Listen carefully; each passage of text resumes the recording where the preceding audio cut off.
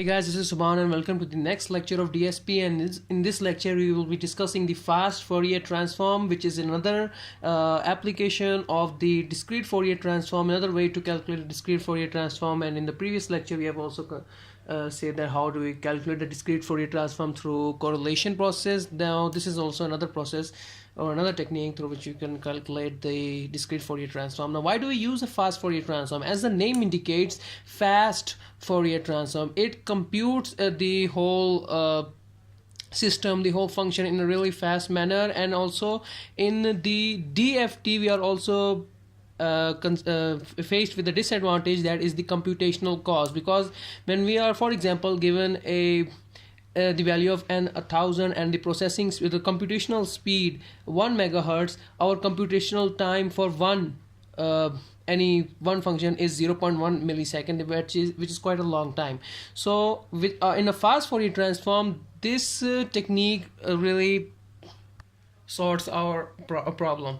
And in a discrete Fourier transform we were also faced with when we have to do some additional computational samples. For one sample we would consider the formula n-1, and for n they were n into n-1. For multiplication it was for 1n, and for n sample it was n square. So when we have to calculate our computational time, that is quite a lot of time. Now in fast Fourier transform, if you are given an input signal 1 2 1 0, where the 0 index is at the 1 and our 1 index is at 2, and 2 index we have the value 3, and in index 3 we have the value 4. We have to calculate our fast Fourier transform, and in this example first we do that we have we distribute our indexes into even and odd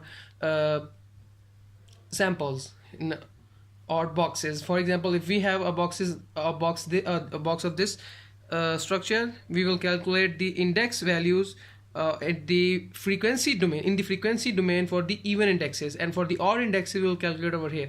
Now if you have to calculate for, now this is 1 and 1, this will be the index of even numbers. So at index 0, which is an even number, we have the value 1, and for the index 2, which is also an even number, we have the value again 1. Now for odd samples we will see that at the index 1, which is an odd number, we have the value 2, and at the index 3, which is an odd number, we have the value 0. So we have put our values of the indexes in the input terminals of these boxes. Now if you want to calculate E0 and odd of the O0, that is the odd at odd value at the index 0 in the frequency domain, there's an easy shortcut. We just have to add the inputs. For example, if I add 1 plus 1, I will get E of 0, and that is 1 plus 1 2. And if I have to add 2 plus 0 in the odd box, I will get again 2 for the odd sample values. Now the main work we have to do to calculate the values at the index 1 is quite a hard problem, but not that hard. For that we use our formula, the same formula that we use in discrete Fourier transform. This formula with a slight adjustment for our convenience. We just replace e is to power minus j 2 pi upon capital N with value w of n, where n is the total number of input values, total number of frequency samples.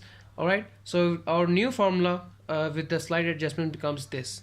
Now if we were to use this formula in our equation, in our system, this would be it.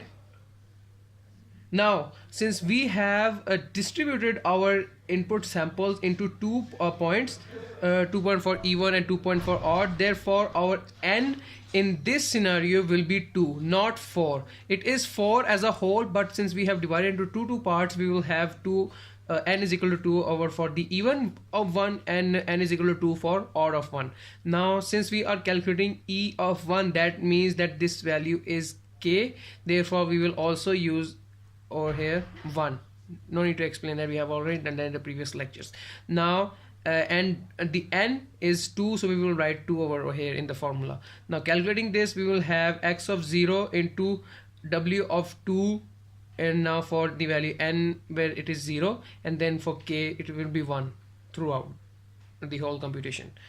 So for x of 0 at the index 0 we have the value 1, and w2 of 0 into 1, that is w2 of 0, that is for wn of 0 we have the value 1, as we can also see in this circle,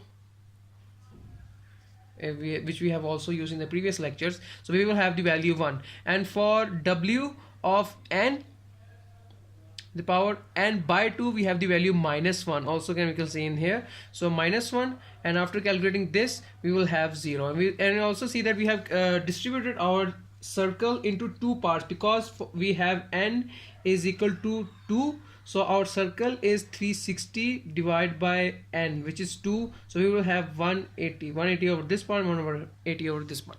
So this is our e of 1.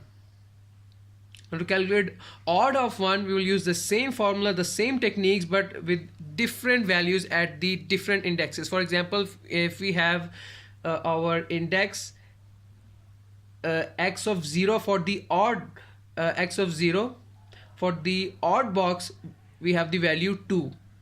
Over here we had the value 1, but for the odd box we had the value 2, and for at the index 1 we had the value 0.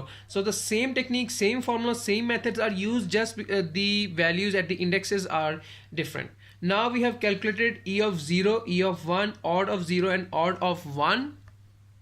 We have to calculate our signal in the frequency domain as a whole, where n is equal to 4. For that we have a formula, x of k is equal to even of k plus odd of k into wn of k, n power k. Since we are calculating for n is equal to 4, we will write w is equal to 4 over here, and I've just put the values 0 throughout this equation, then 1, then 2, and then 3. We will see that at e of 0 we calculated 2. So we have e of 0 is equal to 2, and for odd of 0 we calculated 2, and for w4 of 0 we have the value 1. Now for e of 1 we calculated 0, for odd of 1 we calculated 2, and now for w4 of 1 we have the value -j. So this will, when add up, becomes -2j, and same goes for the x of 2 and x of 3. That's how you calculate your system in the fast Fourier transform. And yes, that will be all for today's lecture. Thank you so much.